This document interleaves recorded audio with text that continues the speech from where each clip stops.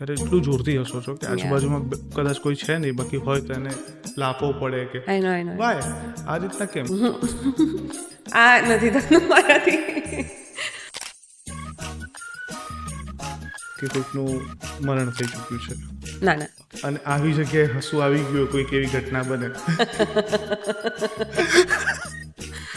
I think હજુ સુધી તો નથી થયું. બટ એકચ્યુઅલી તમાકુ કન્ઝ્યુમ કર્યું હતું મેથડ એક્ટિંગ સો એમાં ચક્કરમાં? ના, મેં બે વસ્તુ કરી હતી. કારણ કે સ્ક્રીન ઉપર it has to look convincing also. એટલે હું આઈ થિંક રાધે જે પેલી વરિયાળી આવે છે એ, જેનાથી થોડું રસો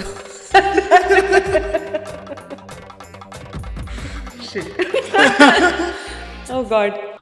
કઈ રીતના કોઈ વિચારી શકે કે આટલી પ્રીટી છોકરીને કોઈ પાન મસાલા ગુટકા ખવડાવીને આવું કેરેક્ટર બનાવીએ? ત્યારે મને એકચ્યુઅલી સ્ક્રિપ્ટ ખબર જ નથી. મૈથિલીવાળું જે કેરેક્ટર છે એ જરાય ઈશા જેવું નથી.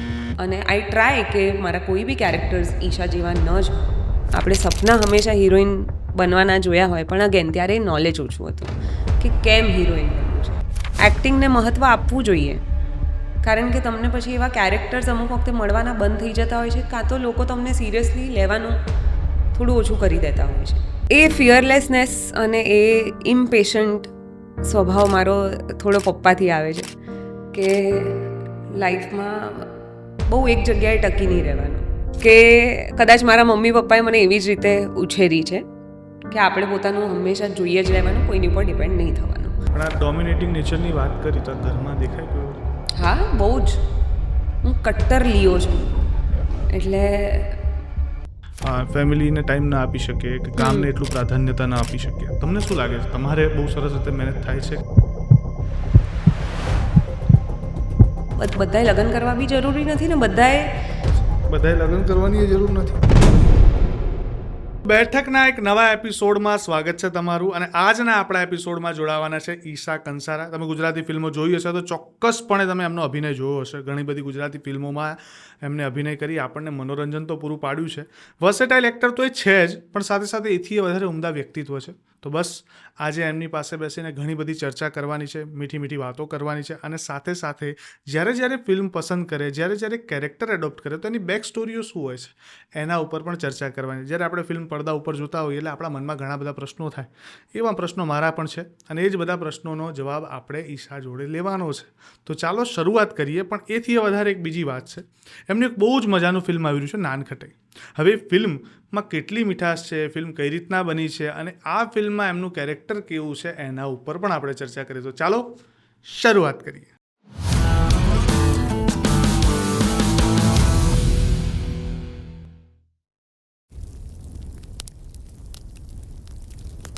સ્વાગત છે બેઠકમાં. થેન્ક યુ અનુજ. ઈશા કંસારા નામ એવું છે કે ઘણા લોકો ઈશા પણ કહે છે, ઘણા લોકો ઈશા પણ કહે છે. કેવું લાગે જ્યારે પોતાનું નામ કોઈ ખોટું બોલે ને તો સૌથી વધારે દુઃખ થાય? તો કે ઈશા કે તો કેવું લાગે એ ટાઈમે? કંઈ વાંધો નહીં. પહેલાં બહુ એવું તકલીફ પડતી હતી, પણ હા, જ્યારે હું કામની કોઈ જગ્યાએ જતી હોઉં ને જો રિસર્ચ ના કર્યું હોય તો મને થોડું એવું થાય કે ખાલી નામ જાણી લો, બાકી બધું ચાલશે. ઓકે. પણ જે કામની વાત કરીને તો ઘણા બધા કામો કર્યા છે અત્યાર સુધીમાં, અને અલગ અલગ ઝોનરામાં કામ કરે છે. એડ ફિલ્મ હોય, શોર્ટ ફિલ્મ હોય, કે પછી યુટ્યુબ ઉપર આવનારો એક ટાઈમ હતો કે જ્યારે ફિલ્ટર કોફી એની અલગ પ્રકારની નાની ઇમોશન બેઝ ફિલ્મો બનાવતું હતું. આ બધા અલગ પ્રકારના કામ કર્યા પછી અત્યારે એવું કયું કામ છે જે હજી લાગે છે કે આ કામ કરવાનું બાકી છે યાર? કંઈ પણ હિન્દીમાં વેબ શો એકચ્યુઅલી નથી કર્યો, ફૂલ ફ્લેજેડ વેબ શો. સો એની પણ ક્યારની ઈચ્છા છે અને આઈ એમ ટ્રાઈંગ. સો જોઈએ, આઈ થિંક. પણ ઇન જનરલ ઘણા બધા કેરેક્ટર્સ છે રાધર દેન કામ. ઘણા બધા કેરેક્ટર્સ એવા હોય કે જે તમને ઇમેજિન થાય કે આવું કંઈક કરવું છે. સો મોર દેન પ્રોજેક્ટ્સ, આઈ થિંક ઘણા કેરેક્ટર્સ હજી પ્લે કરવાના બાકી છે મારે. ઓકે. અચ્છા, પણ એક વસ્તુ બીજી પણ છે, મેનિફેસ્ટેશનમાં તમે માનો છો? બહુ જ. હે ને? એનું કારણ એ છે કે મને એવું લાગે છે કે જ્યારે તમે નાના હતા ત્યારે તમારી મમ્મીએ તમને પ્રાયોરિટી ન આપીને ટીવી જોયું. ના, મમ્મીએ પ્રાયોરિટી આપી હતી, પણ ટીવીને પણ આપી હતી. ઓકે. અને ટીવી ત્યારે તમે વિચાર્યું હતું કે હવે હું ટીવીમાં આવીશ એમ. Yeah. એટલે એ વિચાર કદાચ તમને ત્યાં સુધી લઈ ગયો, તમને એવું લાગે છે? એકદમ 100% આઈ એમ શ્યોર, કારણ કે હું એકચ્યુઅલી મમ્મીને ઇમ્પ્રેસ કરવા માટે જ મારે ટીવીમાં જવું હતું. બીજું કોઈ જ રીઝન નહીં? બીજું કોઈ રીઝન એટલે ઓબ્વિયસલી એક્ટિંગ. ત્યારે કેટલા આઈ થિંક 16 વર્ષની હતી હું જ્યારે નક્કી કર્યું હતું સડનલી કે મારે એક્ટર બનવું છે. ખબર નહીં કેમ, ત્યારે કોઈ જ વિઝન નહોતું, કોઈ જ કારણ નહોતું કે કેમ ને આ આઉટ ઓફ ધ બ્લુ ક્યાંથી આવી ગયું. મે બી હું ડાન્સર હતી એટલે કદાચ એક બીજું આર્ટ ફોર્મ એક્સપ્લોર કરવાની ક્યુરિયોસિટી હતી. અને મમ્મી જ્યારે ટીવી શો જોતી હતી ને ત્યારે એવું થતું હતું. એકતા કપૂરના ટીવી શોઝ જોતી હતી ત્યારે, ક્યુંકી સાસ ભી કભી બહુ થી, કહાની ઘર ઘર કી, અને એ વસ્તુ છે ને મને બહુ ફિલ્મી લાગતી હતી. હા. એટલે હોય ને કે કોઈ પણ બાળકને તમારે ફિલ્મી કેવી રીતે બનવું એ શીખવાડવું નથી પડતું, ખબર નહીં સમહાવ. સો આઈ થિંક હું ફિલ્મી છું ઇન રિયલ લાઈફ, અને એ ફિલિંગ મારે એક્સપ્લોર કરવી હતી કે જ્યારે હિન્દીમાં બોલો તો કેવું ફિલ્મી લાગે. હા. ગુજરાતી તો પછી ગુજરાતીમાં એક્ટિંગ શરૂ થઈ, પણ શરૂઆતમાં એવું જ હતું કે યાર હિન્દી બોલને મેં ક્યાં મજા આएगा ના. સો આઈ થિંક એ, અને એના પછી ખબર પડી કે ઓકે એના માટે તો મુંબઈ જવું પડે ભાઈ. તો મગજથી તો તૈયારી કરી લીધી કે અહીંયાથી તો નીકળી જ જઈએ, કારણ કે ત્યારે કંઈ હતું નહીં લાઈફમાં કરવા માટે, તો કરીશું જોઈશું એવું બધું હતું. અચ્છા, પણ એ તમે કીધું કે બોમ્બે જતા રહ્યા, ડીઆઈડી આફ્ટર તમે ગયા, અને પછી તમને એવું લાગ્યું કે જો મારે કેરિયર બનાવવું હોય તો બોમ્બેમાં જ રહેવું પડે.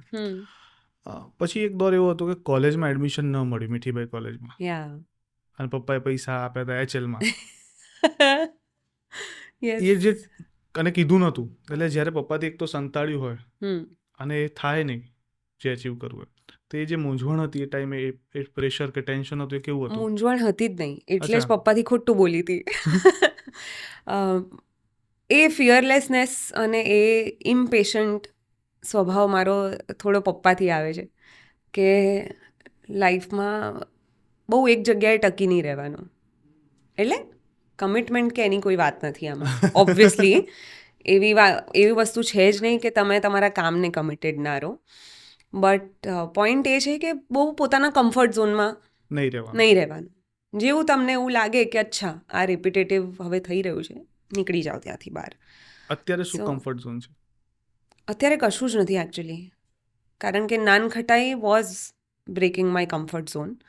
સો એ મેં તોડ્યું છે, અને હવે એકચ્યુઅલી હું શોધી રહી છું નવી વસ્તુ.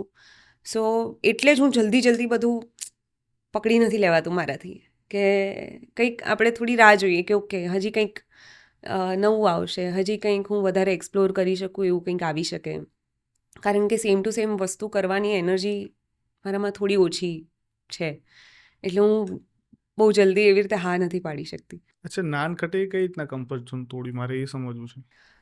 સો નાનખટાઈનું જે કેરેક્ટર છે મૈથિલી, એક તો ઓન્થોલોજી, અને ઓન્થોલોજી એટલે આપણે 3 અલગ અલગ વાર્તા છે એક જ ફિલ્મમાં, અને આવો સબ્જેક્ટ આપણે ગુજરાતીમાં ઓન્થોલોજી મને યાદ છે ત્યાં સુધી પહેલી વખત કરી રહ્યા છે. સો આટલા બધા એક્ટર્સ, અને પહેલાં તો એ જ કમ્ફર્ટ ઝોન તૂટે કે તમે આટલી બધી ફિલ્મ એઝ અ લીડ કરી હોય, તમને આટલું બધું અટેન્શન મળ્યું હોય, તો નો ડાઉટ આમાં પણ એટલું જ અટેન્શન હતું, પણ એ કર્યા પછી ખબર પડી, કારણ કે અમારી સ્ટોરીઝને ટ્રીટ કરી છે એઝ અ હોલ ફિલ્મ. એ પછી મારીને તત્સતની હોય, મિત્રને દીક્ષાની હોય, કે પછી માઇકલ અને હિતેન સરવાળી હોય, તો અમારા માટે આખી ફિલ્મ છે, બિકોઝ એ અમારી સ્ટોરી છે.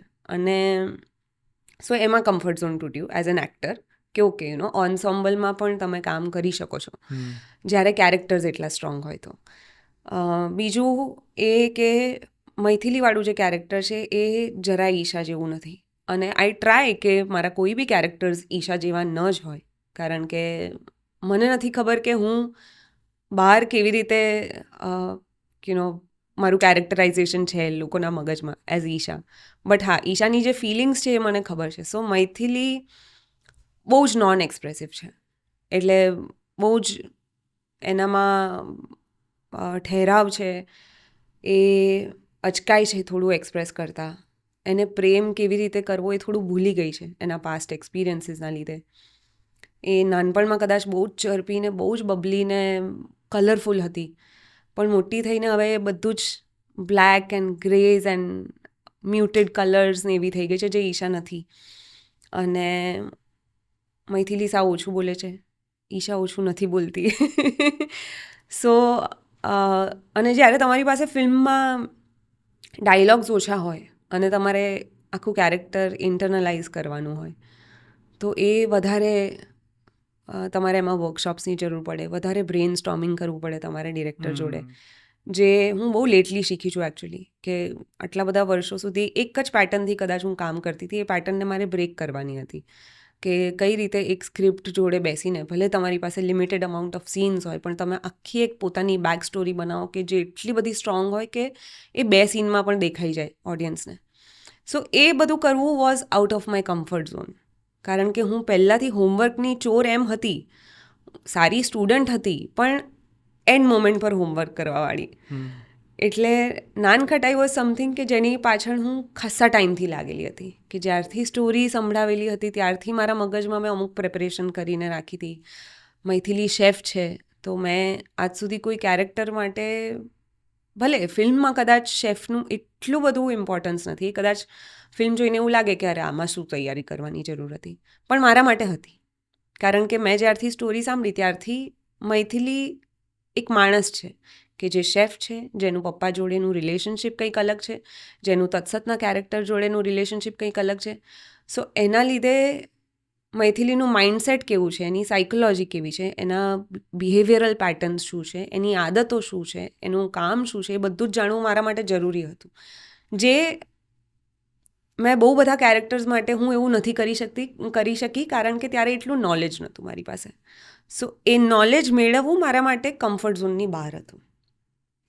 કે તમે થોડું અનલર્ન કરો, તમે કંઈક વર્કશોપ્સ લેવા જાઓ, કંઈક શીખવા જાઓ બહાર, તો તમને ખબર પડે કે ઓકે તમે જે કામ કર્યું છે એની બહાર બી એક દુનિયા છે. અચ્છા, મને એક પ્રશ્ન એ થયો, તમે કીધું આમાં શેફનું કેરેક્ટર છે ફિલ્મમાં, તમને કુકિંગ કરતાં આવડે છે એવું પ્રોપર શેફ ટાઈપનું? એ હું કહીશ તો પછી મારા ઘરવાળા કહે છે કે બનાય. સો અચ્છા, ઘરે નથી બનાવતા? ના, વાય? ખબર નહીં. આઈ ફીલ કે મારી પાસે બીજી એક તો મારી પાસે હેલ્પ છે. મુંબઈનું ઘર હોય અને અહીંયા અમદાવાદના ઘરે મમ્મી એટલું સુંદર ખાવાનું બનાવતી હોય કે તમારી હિંમત જ ના થાય કે કિચનમાં ઘૂસો. અને મને ઓછું ગમે છે એમ. ક્યારેક આમ સ્પેશિયલ કોઈને ફીલ કરાવડાવવું હોય ને ત્યાર માટે બચાવીને રાખવાનું. ઓકે. અને if I enter the kitchen તો પછી I have to be very precise અને વેરી પરફેક્ટ. એટલે એ મને લાગે કે એના કરતાં વધારે અત્યારે મારી પાસે બીજી પ્રાયોરિટીમાં વસ્તુઓ ઓલરેડી છે, તો હું કિચનમાં બહુ નથી જતી. પણ ક્યારેક કોઈ વખત એવું મન થાય ને કે લાવો ચલો સિદ્ધાર્થભાઈને કંઈક ખવડાવીએ સરસ મજાનું? બહુ જ ઓછું. બહુ જ ઓછું. હા, એને બી ખબર છે. પણ હા, ઇફ દેટ ડે કમ્સ કે જ્યાં બહારની કોઈ ફેસિલિટી હોય નહીં કે કોઈ હેલ્પ અવેલેબલ ના હોય, તો આપણે યુટ્યુબમાંથી જોઈને તો બધું કરી શકું છું. અચ્છા, વચ્ચે એક સમય હતો કે જ્યારે લોકો 1-1.5 વર્ષ ઘરે જતા બધા. ત્યારે બનાવતી હતી. ત્યારે હું એકલી પણ રહેતી હતી અને હું પોતાનું જ જમવાનું હું જાતે જ બનાવતી હતી. અને ત્યારે હું મુંબઈ જ હતી. સો મેઇન જે કોવિડ હતો ત્યારે અમદાવાદ હતી, પણ યસ, જે સેકન્ડ વેવ હતો ત્યારે હું મુંબઈ એકલી હતી. ત્યારે મને કોવિડ બી થયો હતો અને ત્યારે હું બધું મારું પોતાની જાતે હું મેનેજ કરી રહી હતી, જે બહુ મજા આવી હતી. પણ ત્યારે કેવું છે, તમને ખબર છે ને કે તમારી આખી દુનિયા તમારી જોડે છે, તમે એકલા નથી આ દુઃખમાં. તો ત્યારે એ થઈ ગયું હતું મેનેજ. પણ છે ને એ દોર પછી ઘણા લોકો બહાર આવ્યા ને તો એ લોકો એવી વાત કરી કે અમારું કેરેક્ટર બદલાઈ ગયું, ચેન્જ થઈ ગયું. તમને એવું ફીલ થયું? ડેફિનેટલી. એન્ડ વિચ પોઈન્ટ કે જ્યાં લાગ્યું કે અચ્છા આ વસ્તુ 2-4 નવી આવી ગઈ કે જેને લીધે કદાચ કેરેક્ટર ઇમ્પ્રૂવ થઈ ગયું એ વિષયને લઈને? કોવિડના ટાઈમમાં? હા, એ આફ્ટર ધ કોવિડ જ્યારે ઘરમાં રહ્યા.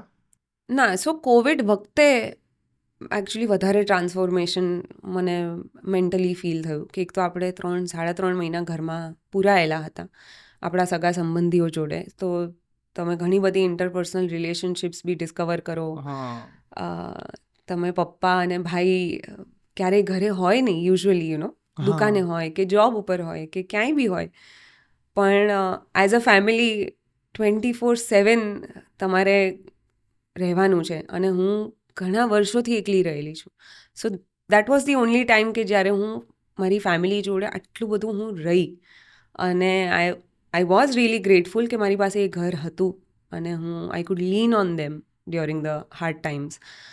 પણ એ વખતે મને એ પણ રિયલાઇઝ થયું કે કંઈ પણ થતું હોય દુનિયામાં પણ આપણે આપણું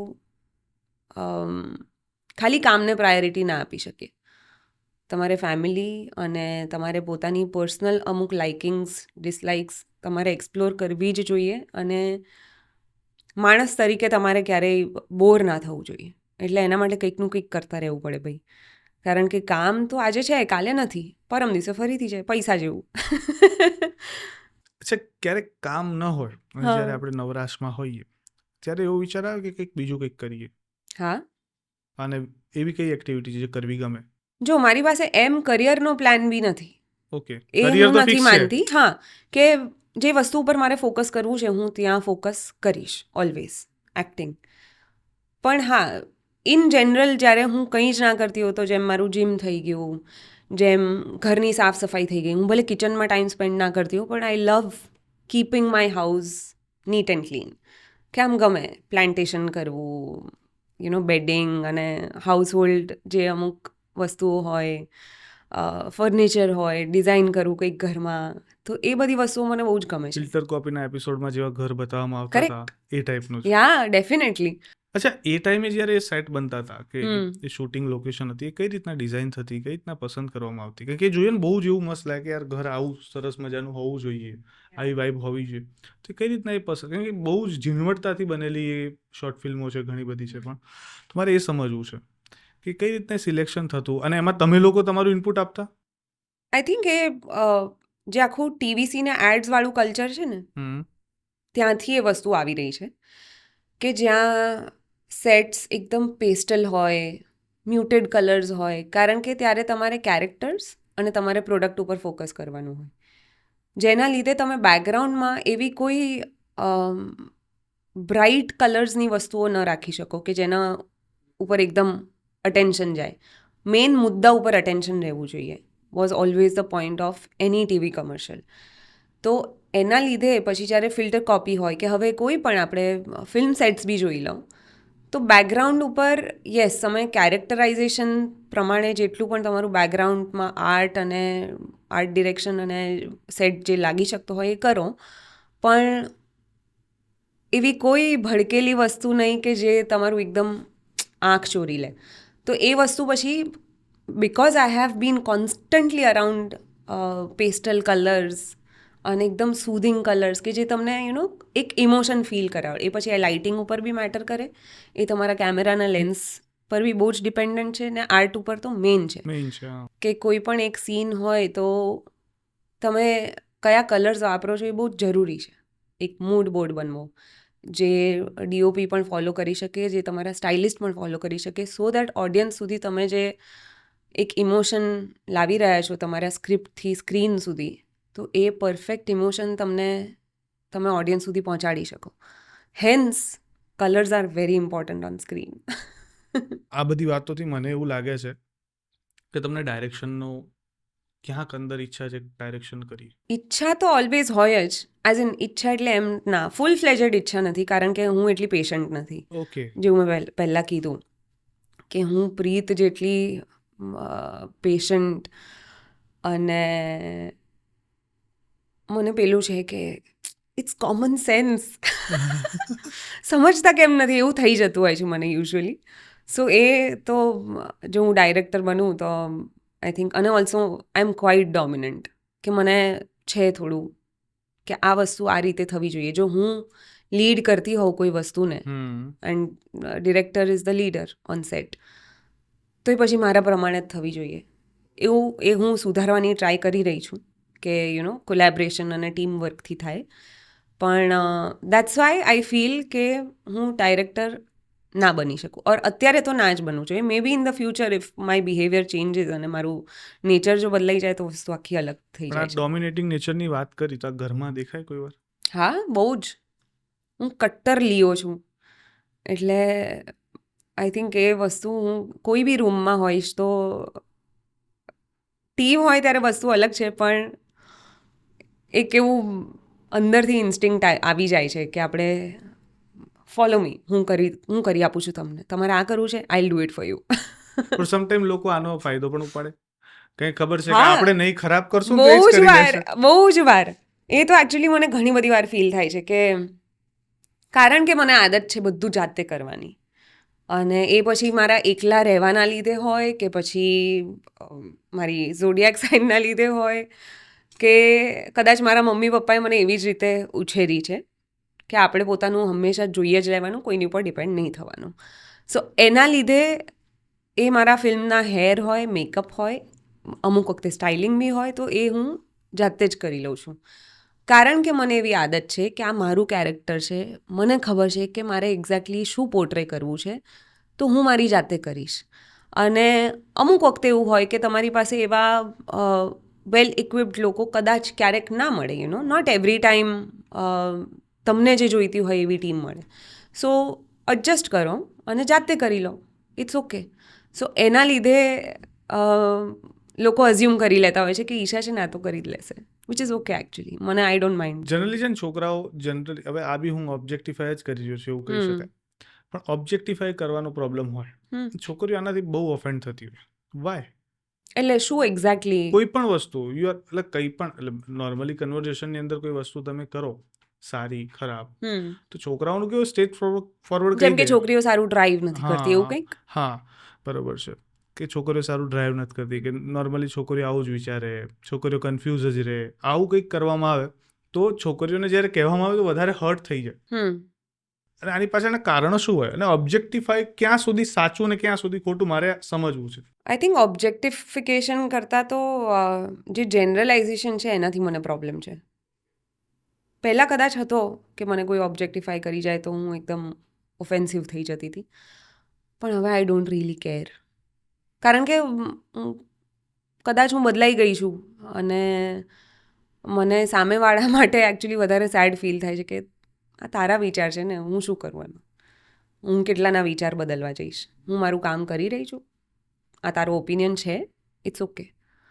અને પછી સામે છોકરી હોય કે છોકરો હોય, ડઝન્ટ રિયલી મેટર એનીમોર. પણ એના કરતાં વધારે મને જનરલાઇઝેશનથી પ્રોબ્લેમ છે કે ઇન્ડસ્ટ્રીવાળા તો આવા જ હોય, કે એક્ટર્સ તો આવા જ હોય, ઓર છોકરાઓનું તો કામ જ આ છે. એ છોકરાઓને બી લાગુ પડે છે અને છોકરીઓ માટે બી, કે છોકરીઓ પીરિયડ્સમાં તો આઉટ બિહેવ કરે. અરે ભાઈ, સો આ જનરલાઇઝેશનથી પ્રોબ્લેમ છે. યસ, બટ જેન્ડરની વાત આવે ત્યારે તમે ઓબ્જેક્ટિફિકેશન કહી શકો, પણ એ હવે હું બહુ દાદ નથી આપતી એ વસ્તુને. અચ્છા, મેં એક વસ્તુ નોટિસ કરી, તમે હસતા હોય ને ત્યારે એટલું જોરથી હસો છો કે આજુબાજુમાં કદાચ કોઈ છે નહીં, બાકી હોય તો એને લાફો પડે કે વાય આ રીતના કેમ. એટલે આ છે ને યુનિક છે અને ઇટ્સ ક્યુટ, બટ છતાંય વાગે બાજુવાળાને. એ મારી એક રીત છે પ્રેમ જતાવવાની. અજાણ્યા લોકોને હું નથી મારતી. હા, એ તો સ્વાભાવિક છે. અને હું ખુલ્લેથી હસવામાં બહુ જ માનું છું. આ નથી થતું મારાથી.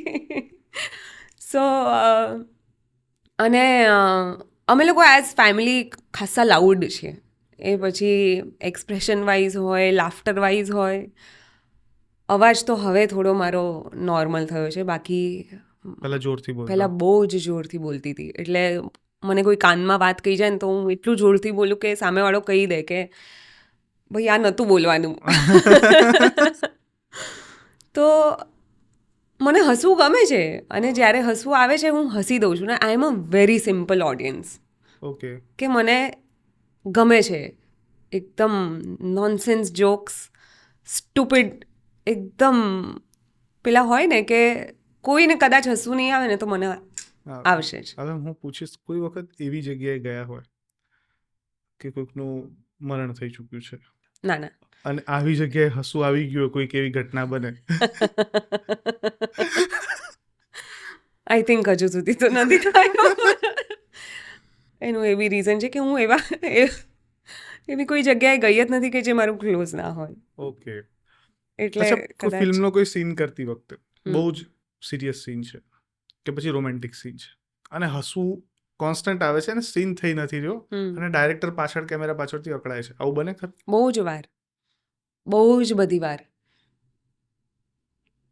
નાનખટાઈમાં તો બહુ જ એવું ઓછું થયું છે, કારણ કે સબ્જેક્ટ એવો છે ને એના ઇમોશન્સ થોડા અલગ હતા, એટલે હસવાનો વારો બહુ નથી આવ્યો. પણ ફક્ત પુરુષો માટે કહી લો, એ અમે એટલી ગરમીમાં શૂટ કર્યું હતું કે હું ને યશ બંને પરસેવાથી રેબ છે.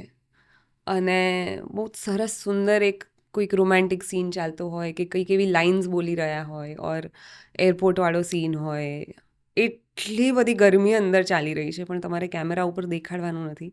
દર સેકન્ડે મેકઅપ દાદા ટિશ્યુ ડેબ કરવા આવે છે, પણ એ બી તમે એમાં એક ટેક પહેલાં આમ એકદમ આમ થઈ જાવ કે શું ચાલી રહ્યું છે બોડીમાં ખબર નહીં, અને જેવું એક્શન થાય કે તમારે એકદમ આમ મૂડ બદલીને રોમાન્સ કરવાનો છે.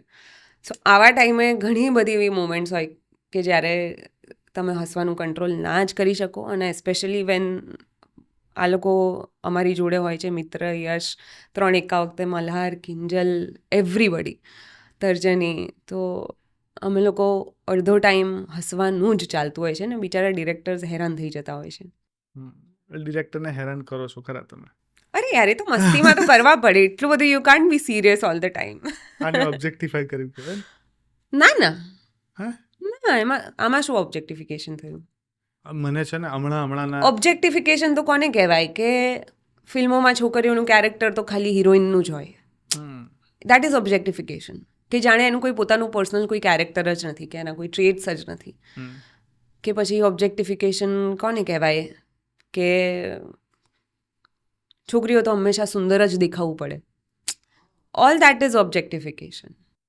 પણ એવું છે, ઇવન ફિલ્મોમાં, ઇવન બોલિવૂડમાં પણ એવું છે કે લુક્સ મેટર કરે છે, કે છોકરીઓ સરસ દેખાતી હોય તો, અને ઇવન અટેન્શન વધારે મળે ઓડિયન્સનું એવું વિચારી કે સ્ક્રીન ઉપર ગ્લેમર હોવું જોઈએ. ઇફ કદાચ એવા શોની વાત કરીએ તો શોની અંદર પણ એ ટાઈપની પેનલ બેસાડવામાં આવે છે કે ગ્લેમર દેખાય. Yes, very true. આનાથી વાંધો શું છે એમ? એટલે મતલબ એવું ન હોવું જોઈએ એવું માનવું છે તમારું? બહુ ડિપેન્ડ કરે છે પર્સન ટુ પર્સન. જો હું પહેલાંની ઈશા હોત તો મને એ વસ્તુથી વાંધો નહોતો, because I લાઇક્ડ being pretty all the time. I liked being called pretty all the time. કે okay, pretty face, good looking girl, આવું બધું કહે ત્યારે મજા આવે. પણ પછી જ્યારે તમે એઝ ઇન મેં જ્યારે મારું આર્ટ ફોર્મ હજી વધારે થોડું એક્સપ્લોર કર્યું, પછી મને ખબર પડી કે એકચ્યુઅલી લોકો લુક્સ કરતાં વધારે એક્ટિંગને મહત્ત્વ આપવું જોઈએ. કારણ કે તમને પછી એવા કેરેક્ટર્સ અમુક વખતે મળવાના બંધ થઈ જતા હોય છે, કાં તો લોકો તમને સિરિયસલી લેવાનું થોડું ઓછું કરી દેતા હોય છે.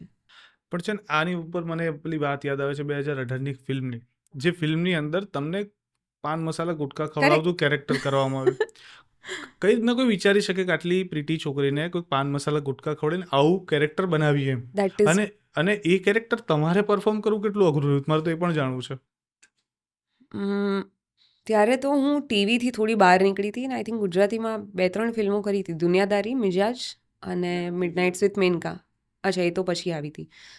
હા, વાંઢા વિલાસ ડેફિનેટલી મારા માટે ખાસ્સી બોલ્ડ ચોઇસ હતી. એનો પ્લસ પોઈન્ટ એ હતો કે એક તો કેડીભાઈ ને ચિન્મય, જે અમારા ડિરેક્ટર, ત્યારે મને એકચ્યુઅલી સ્ક્રિપ્ટ ખબર જ નથી. અચ્છા. ઝીરો. શું કેરેક્ટર છે, ત્યારે ખાલી ફોકસ એ જ હતું કે જો કેડીભાઈ કોઈ પ્રોજેક્ટ કરી રહ્યા હોય તો આપણે એ કરવો છે. કારણ કે અગેન ત્યારે એ ફેઝ હતો કે લેટ્સ એક્સપ્લોર ને, શું ચાલી રહ્યું છે ઇન્ડસ્ટ્રી તો જોઈએ. હજી નવું ગુજરાતી ઇન્ડસ્ટ્રીમાં હું એન્ટર થઈ હતી, તો એ ફેઝ હતો, એ પ્લસ પોઈન્ટ હતો. બીજો પ્લસ પોઈન્ટ એ હતો કે કારણ કે હું નવી હતી એટલે હું રિસ્ક લઈ શકી, અને મને કોઈનો ડર નહોતો કે હશે ને કંઈક તો કેરેક્ટર હશે અને આપણે જે કરીશું એ સરસ જ કરીશું. એટલો કોન્ફિડન્સ મને મારી ઉપર હતો. અને આપણે એકવાર એક વસ્તુ કરી લઈએ પછી મૂકી દેવાની, એમ પછી રિગ્રેટ નહીં કરવાના બહુ. ઇટ્સ ઓકે, સારું નીકળે કે ખરાબ નીકળે. યસ, એ કેરેક્ટરના, શિવાની કેરેક્ટરના ખાસા એવા જજમેન્ટ્સ હતા લોકો તરફથી કે, અને આપણે સપના હંમેશા હિરોઈન બનવાના જોયા હોય, પણ અગેન ત્યારે નોલેજ ઓછું હતું કે કેમ હિરોઈન બનવું છે. ત્યારે ખાલી એટલું ખબર હતી ને કે હિરોઈન બનવું છે. હિરોઈન એટલે લાંબા વાળ અને કાજલ અને બિંદી, કાં તો ગુડ ક્લોથ્સ. એ બહુ લિમિટેડ નોલેજ હતું. પણ હવે હિરોઈન ઘણી પ્રકારની છે. એમાંની એક શિવાની હતી કે જે હોય ને, આવી છોકરીઓ હોય છે અમુક વખતે કે જે કદાચ તમાકુ ખાતી મેં પર્સનલી નહીં જોઈ હોય એટલી બધી, જોયેલી છે. પણ હોઈ શકે. તમે કેમ એમ કોઈને ડબ્બામાં બાંધીને રાખી શકો. રાખી શકો. અને પિચકારી મારતી હોય, પિચકારી મેં શીખી હતી મારતા. બટ એકચ્યુઅલી હું તમને કહીશ એટલે ફિલ્મ જ્યારે જોતો હતો ત્યારે મારો એક મિત્ર મારી જોડે બેઠો હતો જ્યારે પહેલી વખત, ત્યારે મને યાદ છે સીન જ્યારે આવે, પિચકારી પ્રોપર નથી મારી. ત્યારે સી અગેન ત્યારે પ્રેપ કરવાની એટલી બધી આતુરતા ઓછી હતી થોડી. ત્યારે લગભગ અઠવાડિયું 10 દિવસ મળી જાય તમને અને તમે એમાં જેટલું બેસ્ટ હોય એટલું આપી દો. પણ એકચ્યુઅલી તમાકુ કન્ઝ્યુમ કર્યું હતું મેથડ એક્ટિંગ સો એમાં ચક્કરમાં? ના, મેં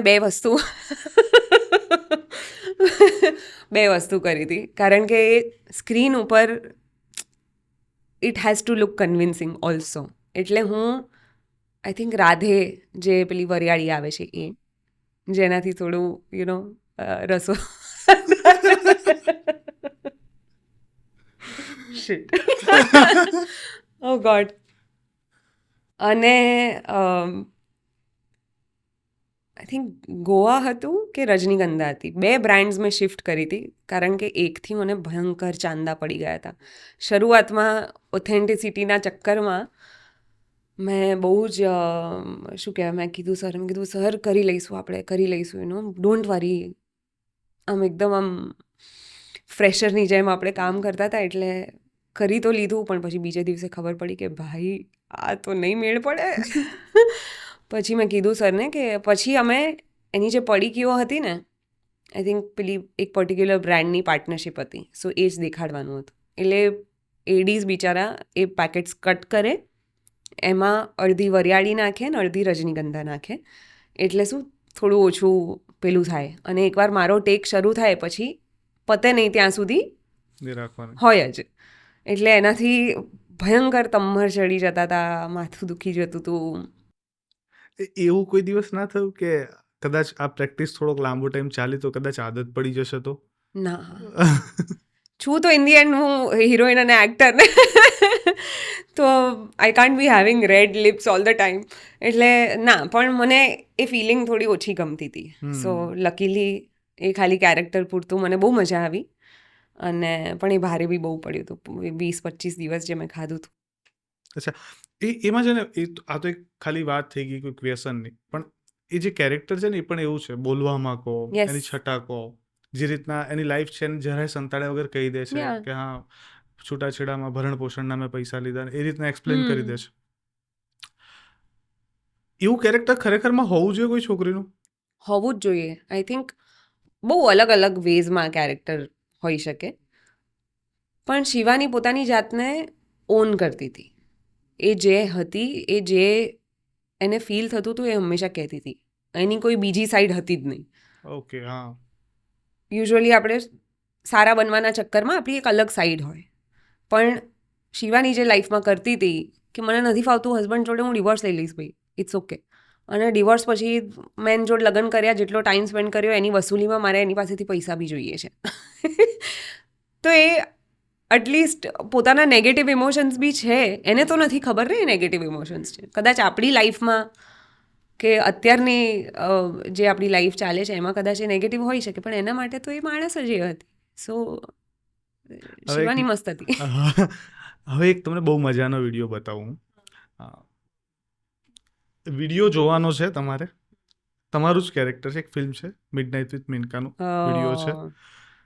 આઈડિયા આવી ગયો લાગે તમને? કહું છે ડેફિનેટલી મારા એલ્ગોરિધમમાં પણ એ જ ચાલે છે અત્યારે.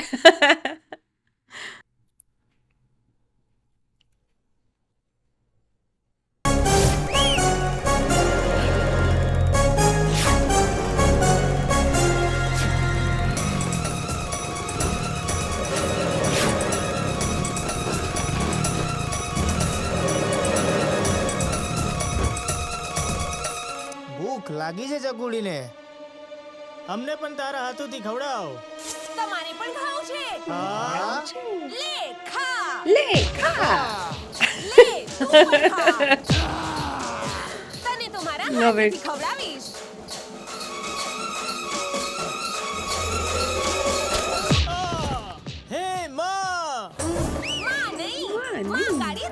મહાકાળી દાળવડા. જેમાં છે અન્નપૂર્ણાનું વરદાન. આ તો બહુ મસ્ત કેરેક્ટર હતું યાર. અને અગેન જ્યારે આ કેરેક્ટર ઓફર થયું હતું ત્યારે એ બહુ જ અનફિલ્ટર્ડ અને એકદમ રો વર્ઝન હતું કેરેક્ટરનું. અને નામ તો એમાં ઈશા જ હતું કેરેક્ટરનું, અને એ કેબલ ટીવી સ્ટાર હતી. તો કેટલી અલગ ઘટના છે ને આખી, કે વિથ ઓલ રિસ્પેક્ટ કે આપણે પહેલાં કેવી બધી એડ્સ જોતા હતા પેલી જોતા હતા, હા. ટપાટપ, તો એ બધું અમારું મોટિવેશન હતું. હજી મિડનાઇટ્સ વિથ મેનકામાં એવી 2 થી 3 રિયલ એડ્સ જેવી અમે એડ્સ બનાવી છે અમારા ડિરેક્ટર વિરલે, કે જે કદાચ બહાર પડશે ને તો એવું જ લાગશે કે આ સાબુની જ એડ છે. જેમ આ મહાકાળી દાળવડા જોઈને મને લોકો આજે મેસેજ કરે છે કે શું જરૂર પડી ગઈ બેન. એ લોકો જોતા નથી, ઉપર લખેલું છે રનિંગ સક્સેસફુલી, પણ મેં કીધું ચાલે છે તો ચાલવા દો, ઇટ્સ ઓકે. કોઈક મહાકાળી દાળવડાવાળાનું ભલું હા, થશે. કોઈ મહાકાળી દાળવડાને એકચ્યુઅલી કોઈને દાળવડા સેન્ટર ખોલવું હોય તો હવે મારે ટ્રેડમાર્ક રજીસ્ટર કરાવી જવું જોઈએ. બટ છે ને, મને પ્રશ્ન ક્યાં છે, આ સીનની અંદર તમે સાઉથ ફિલ્મ ઇન્ડસ્ટ્રીને બીટ કર્યું છે. કારણ કે એ લોકો કદાચ બુલેટ મારે તો એને 2 ટુકડામાં જાય, એક આ ફિલ્મ પંચમાં. કેટલી પણ 8 વર્ષ જૂની છે. હા, હું એ જ કહું છું કે 8-10 જમ્પ મળે. યા પણ આની અંદર એક બહુ મજાની વસ્તુ શું છે કે તમે ભજીયું મારો છો, દાળવડું ફેંકીને મારો છો અને લોહી નીકળે છે લિટરલી. આ બન્યા પછી તમે જોઈને તમને હસવું નહોતું આવ્યું? આવતું હતું ને, પણ એ કેરેક્ટર જ એવું હતું. અને એ ફિલ્મ બી આખી એવી જ છે કે પેલું હોય ને, તમે સમજ્યા વિચાર્યા વગર કંઈ પણ હા. એન્ડોર્સ કરી રહ્યા છો, અને મજા લો યાર. ખાલી જોઈને બહુ વિચારવાનું નહીં, લોજિક નહીં વાપરવાનું. અચ્છા, લોજિકની વાત ઉપરથી મને એક બીજો મગજમાં પ્રશ્ન આવે છે. મેં ઘણા બધા લોકોને એવું કહેતા સાંભળ્યું છે કે બહુ લોજિક લાગે ને ફિલ્મો ન જોવી જોઈએ. વાય? હવે અગેન બહુ સબ્જેક્ટિવ વસ્તુ છે આ. બટ તમારા પાસેથી જાણીએ ને, તમે ફિલ્મ જુઓ તો લોજિક લગાવો કે ના લગાવો? ડિપેન્ડ કરે છે સ્ટોરી કેવી છે. જો હું વેલકમ જોતી હોઉં તો લોજિક ના ના લગાડું, લગાડાય. હંગામા જોતી હોઉં તો ના લગાડું. પણ એ એટલું ઓનેસ્ટીથી કર્યું છે કે તમને એમાં લોજિક દેખાઈ જાય છે. ઓકે. પણ હવે તમે કોઈ કેવી ફિલ્મ કભી ખુશી કભી ગમ જોતા હો તો it's a very emotional romcom છે ને, તો એ that film is all about feelings, તો એમાં લોજિક લગાડવું પડે. સો આઈ થિંક જ્યાં ઇમોશનની વાત હોય છે, જ્યાં પોલિટિક્સની વાત હોય છે, કે જ્યાં રિલિજનની વાત હોય છે, ત્યાં તમારે લોજિક અમુક વખતે લગાડી લેવા પડતા હોય છે. અને અમુક વસ્તુઓ તમે ખાલી એન્ટરટેનમેન્ટ માટે જુઓ છો. પણ આજે લોકો એટલા બધા થોડા ડિફેન્સ મોડમાં આવી જતા હોય છે ને, કે અને વધારે ઓફેન્સ બી લઈ લેતા હોય છે. સો એ વસ્તુથી તમારે બહુ ચેતવીને રહેવું પડે છે હવે. એટલે હવે લોજિક થોડું લગાવવું પડે છે બધી વસ્તુમાં, વિચ ઇઝ વેરી સેડ. લોકો જોવે છે એટલે છે કે એમાંથી ભૂલ કાઢી. અમુક વખતે મને લાગે બહુ જ બધા ફિલ્મ મેકર્સ અને બહુ જ બધા આપણા સારા સારા એક્ટર્સે ઘણા બધા કોટ્સ કર્યા છે કે ફિલ્મ, આ મને યાદ નથી એક્ઝેક્ટલી કોનો કોટ છે, પણ મેં હમણાં જ કોઈની ક્લિપ જોઈ હતી જેમાં કહેતા હતા કે ફિલ્મો એકચ્યુઅલી સોસાયટીથી જ બને છે. ફિલ્મો જોઈને સોસાયટી નથી બનતી. હા, એકચ્યુઅલી આપણી આસપાસ જે વસ્તુ ચાલી રહી છે એમાંથી જ તો આપણે ફિલ્મો બનાવીએ છીએ, કે એમાંથી જ આપણે સ્ટોરીઝ લઈએ છીએ. અને ઇન્ફોર્મેશન હવે એવી વસ્તુ છે કે તો તમને ચારે જગ્યાએથી ઇન્ફોર્મેશન મળવાની છે. કઈ ઇન્ફોર્મેશન તમે કેવી રીતે અબ્ઝોર્બ કરો છો એ જાણવાનું તો એ તમારી રિસ્પોન્સિબિલિટીમાં આવે છે. કે દરેક વસ્તુને તમે પથ્થરની લકીર સમજી લો, અને એસ્પેશિયલી સમથિંગ લાઈક અ ફિલ્મ કે જે ઇટ્સ ફોર એન્ટરટેનમેન્ટ પર્પઝ. હા, કોઈનું અપમાન થઈ રહ્યું હોય તો વસ્તુ અલગ છે આખી, પણ આજકાલ એવી બહુ વસ્તુ હવે ડિસ્ક્લેમરમાં નાખી દેવી પડતી હોય છે. અને અઘરું છે હવે કંઈક બોલતા, બહુ વિચાર કરવો પડશે.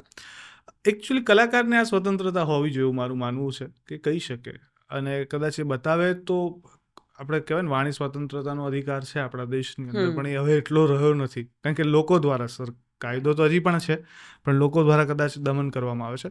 બટ આનાથી હવે થોડુંક આપણે અલગ વિષય પર જઈએ. હવે after the marriage work life balance વિશેની મારે વાતો જાણવી છે. કારણ કે મેજોરિટી એવું થતું હોય કે લગ્ન પછી એકલું ખાલી એવું નહીં છોકરીઓમાં, છોકરાઓમાં પણ ઘણી વાર આ વસ્તુ બનતી હોય છે કે વર્ક લાઈફ બેલેન્સ નથી થતું હોતું.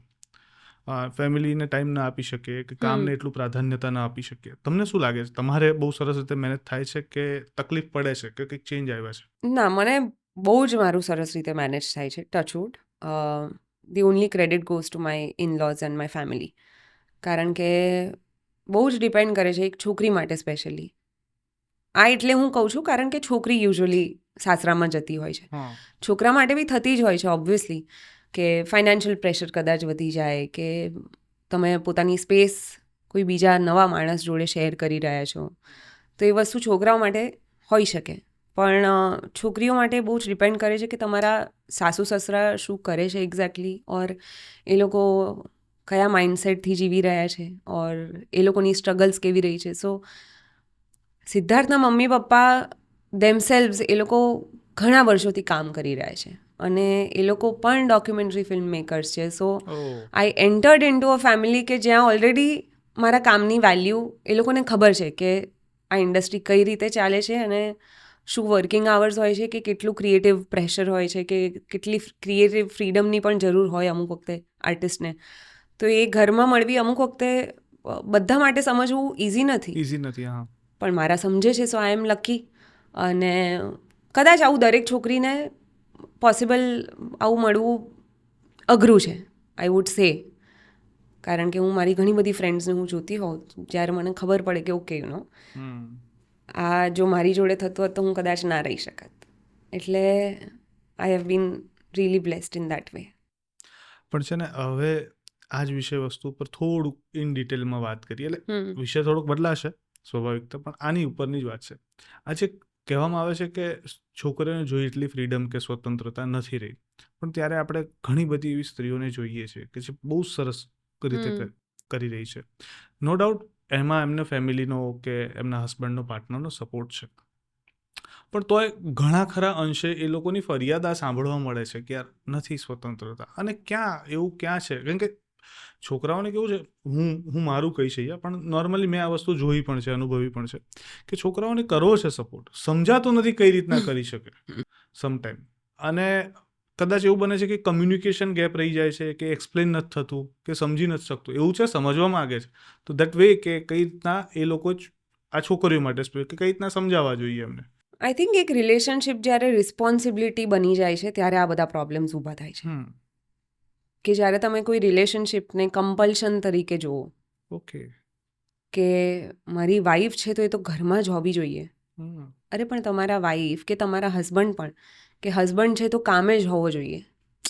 આ બધી વસ્તુઓ બી ઓબ્જેક્ટિફિકેશનમાં આવી ને. કે મેન છે એટલે છોકરાઓએ તો ઘરની બહાર જવું જ પડે પૈસા કમાવા માટે. છોકરાઓ બી ઘરે રહી શકે ને, કેમ ના રહી શકે? મારા સસરા ઘરેથી જ એમનું કામ કરી રહ્યા છે અને એ અલગ જાતનું કામ કરે છે. So that does not mean કે એ કામ નથી કરી રહ્યા.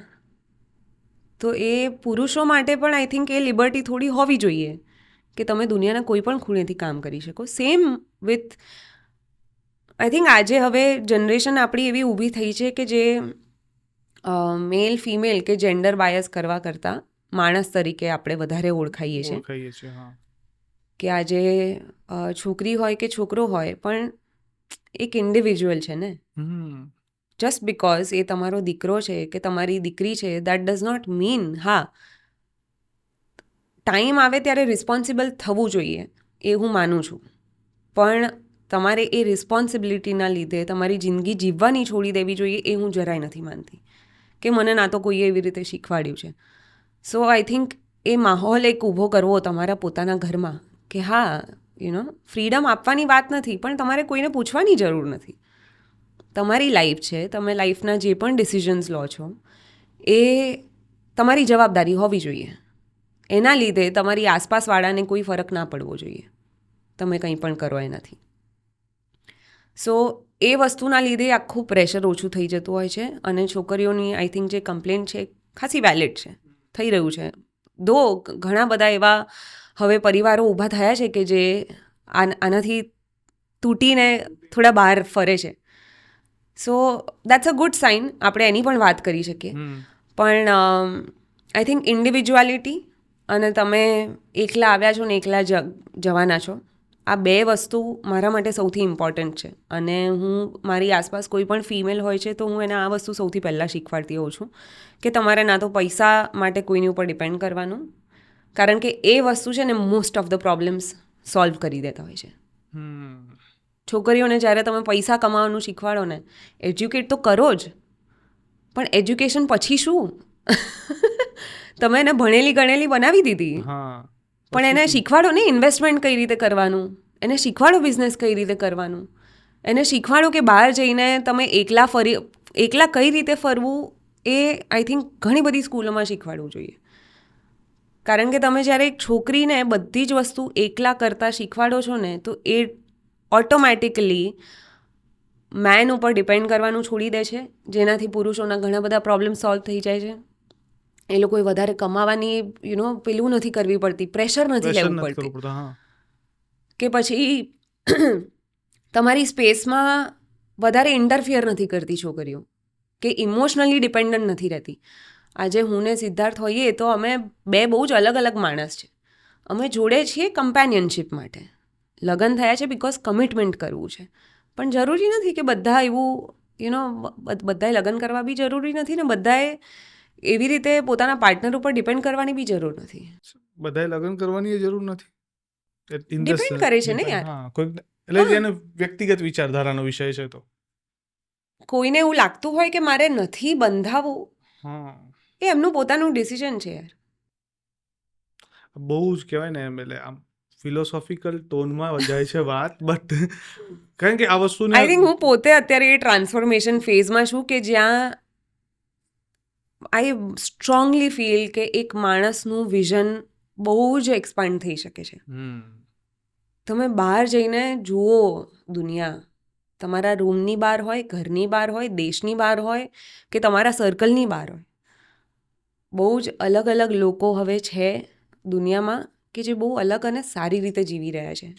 અને તમે જ્યારે એ કન્ફાઇન્ડ સ્પેસમાં પોતાની જાતને બાંધી રાખવાનું બંધ કરશો ને, તમે આખા બહુ બધા પ્રોબ્લેમ સોલ્વ થઈ જશે, ટ્રસ્ટ મી. અને આ છે ને, હવે આ જ વિષય વસ્તુની વાતો ઉપરથી છે ને થોડાક અલગ મને વિચાર આવ્યા. મને એવું લાગ્યું કે ક્યાંક તમે કર્મમાં માનવાવાળા વ્યક્તિ છો, યસ, સ્પિરિચ્યુઅલ લાગી રહ્યા છો વાતો ઉપરથી, કારણ કે જે રીતની વાતોનો ટોન આવે છે કાઇન્ડ ઓફ એ રીતના છલકાઈ રહે છે. હોઈ શકે. તો પ્રશ્ન તો ઊંધો છે આનાથી, નેગેટિવ એનર્જીમાં કે ભૂત પ્રેતમાં આવવામાં માનો છો ખરા? બિકોઝ હું કર્મ અને સ્પિરિચ્યુઅલ સાઈડ પર થોડી વધારે છું, એટલે મારું માનવું છે કે એ ક્યારેય આવશે ને તો be I be able to deal with it.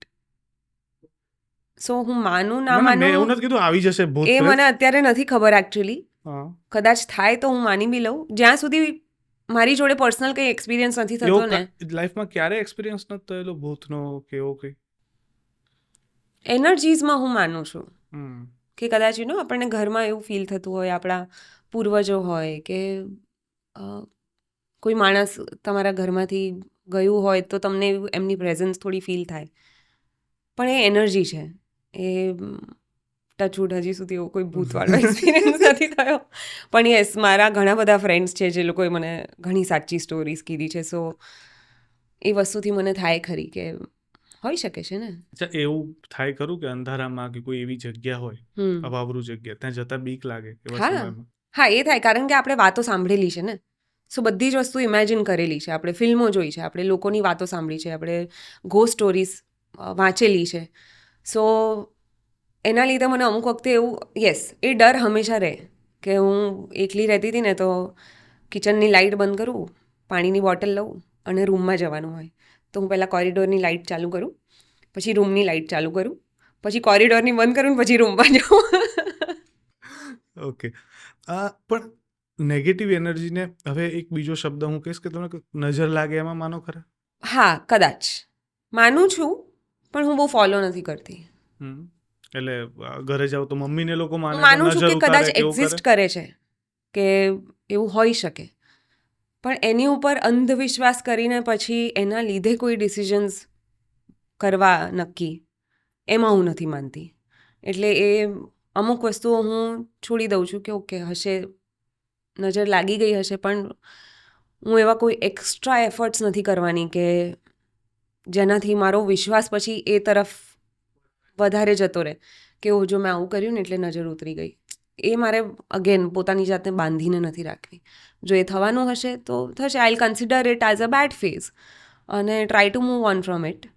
બાકી એના લીધે કોઈ ટેન્શન લેવાનું, હા કોઈ રેમેડી આપતું હોય તો આપણે ફોલો કરી લેવાની, કરી લેવાની એમાં હા, પણ પછી એવું નહીં કે દર વખતે એ કરી જ નાખવાનું. હા મમ્મી ઉતારે નજર, યસ, આપણે ક્યારેક એવું ઘરમાં કંઈ હોય તો થઈ જાય કે ઓકે ચલો આપણે આ રેમેડી કરી લઈએ, બધા માટે સારું છે, કરી લેવાનું. એમાં શું છે? કંઈ સારું કરવાની ઈચ્છા હોય તો કરી લેવાની. કઈ એવી એટલે આમ તો ઈશ્વરની શ્રદ્ધાની વાત છે એટલે પૂછીશ કે એવી કઈ વસ્તુ છે કે જેના લીધે એવું લાગે છે કોઈ એવી શક્તિ કે એવી પોઝિટિવ એનર્જી છે તમારી જોડે?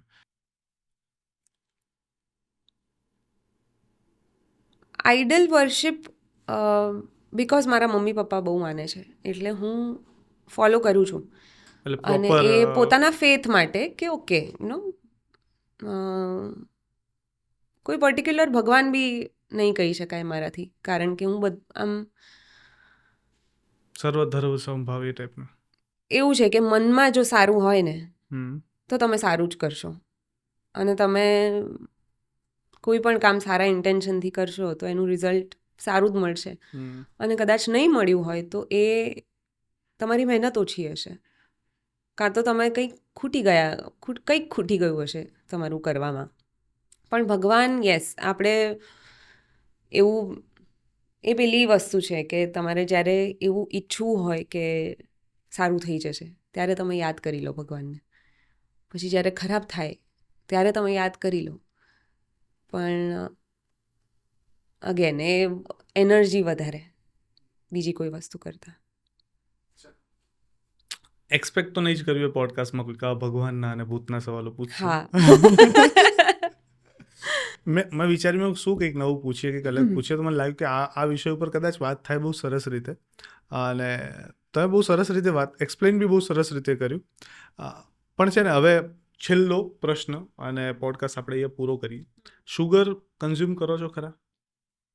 હા, જ્યારે એકદમ મન થઈ જાય ને ત્યારે, કાં તો આમ એટલા બધા રેસ્ટ્રિક્શન્સ નથી રાખતી હું, પણ ટ્રાય કરું કે okay one day at a time. અને જ્યારે તમે one day at a time કરો ને તો એવું ઇઝી, મારા માટે થોડું ઇઝી પડે છે કે આજે નથી ખાતી, ઓકે, પછી યાદ ના આવે. પણ જ્યારે હું એકદમ પોતાને અગેન બાંધી રાખું કે 3 મહિના સુધી નથી ખાવાનું, તો રોજ યાદ આવે કે અરે કંઈક ખાવું પડશે, કંઈક ખાવું પડશે. અને પછી જ્યારે ખાવાનું મન થાય ત્યારે ખાઈ લઉં છું. ઓકે, અચ્છા, તો અત્યારે તો નાન ખટાઈ આવી રહી છે. કેટલી નાન ખટાઈ ખાધી અત્યાર સુધીમાં? 2. બસ? આજે અમે ખવડાવીશું તમને નાન યસ, ખટાઈ. ડેફિનેટલી. હવે છે ને એક એ છે કે બ્યુટી ટિપ્સ કદાચ થોડી ઘણી મળે, કારણ કે મને છે ને 4-5 મારી ફિમેલ ફ્રેન્ડ છે જેમને મને મેસેજ કર્યું કે ઈશાને પૂછજો ને કે એની બ્યુટી ટિપ્સ શું છે. તો દેટ્સ કદાચ એમ કંઈક કહી શકાય. હસ્તારો, આટલું હસ્તારો તો નેચરલી બ્યુટી આવશે જ. હું એ વસ્તુમાં બહુ જ માનું છું. હા, તમે અંદરથી જ્યારે ખુશ હશો ને, બહારથી કરવાની કંઈ જ જરૂર નથી પડતી. પણ યસ, જો બહારી આપણે બ્યુટીની વાત કરીએ તો છોકરીઓ માટે કે છોકરાઓ માટે બી એકચ્યુઅલી આઈસિંગ થઈ ગયું, આઈસ લેવાનો અને આમ સરસ આમ મસાજ કરી દેવાનું, બહુ મજા બી આવે, ઊંઘ બી ઉડી જાય. સો એ એક રેજીમ છે જે હું ફોલો કરું છું. મોઇશ્ચરાઇઝ, બહુ બેસિક વસ્તુઓ છે એકચ્યુઅલી. જો ખુશ રહેવામાં બહુ મહેનત નથી પડતી, હા. અને જ્યારે તમે પોતાને પ્રેમ કરતા હો ને ત્યારે સારા લાગવામાં પણ બહુ મહેનત નથી પડતી, આવું મારું માનવું છે. એટલે હું ટિપ્સ એઝ સચ, હું બ્યુટી ટિપ્સ તો હું પોતે ફોલો જ નથી કરતી એટલી બધી, હા, પણ મને તૈયાર થવું ગમે છે. એટલે કદાચ એવું થઈ શકે કે okay that's my beauty tip, કે રોજ તૈયાર થઈ જવાનું. રેગ્યુલર કઈ કામ છે Regular. નહીં કઈ તો બી તૈયાર થવાનું. જીમ માટે બી તૈયાર થવાનું. કેટલો ટાઈમ જીમમાં સ્પેન્ડ કરો તમે? આઈ લવ ઇટ. એટલે 2-2.5 કલાક તો આમ નીકળી જાય છે હે? મારા. એટલે નોટ 2-2.5 કલાક સુધી વર્કઆઉટ જ હોય એવું જરૂરી નથી. થોડું ચિલિંગ બી હોય, થોડું કંઈક વચ્ચે બુક બી વાંચી લઉં, જીમમાં? નેટફ્લિક્સ બી જોઈ લઉં. હા, મને માહોલ બહુ ગમે છે. એટલે 1 કલાક હું વર્કઆઉટ કરું, પછી ચાલતા ચાલતા હું ફોન કરતી હોઉં કે બુક વાંચતી હોઉં, નેટફ્લિક્સ જોતી હોઉં, તો એમાં અડધો ટાઈમ જતો રહે, પછી બારીને બાર જોતી હોઉં કારણ કે સરસ વ્યૂ છે, તો 2-2.5 કલાક તો એમને એમ નીકળી જતા હોય છે. બહુ જ મજા આવી વાતો કરી, મેં ઘણી બધી વાતો કરવી છે, બટ આગળ ભવિષ્યમાં થેન્ક યુ સો મચ જોડાવા માટે, અને આજે બેઠક કરીને બહુ મજા આવી તમારી જોડે. Thank you Anant, same here. Thank you so much. Thank you.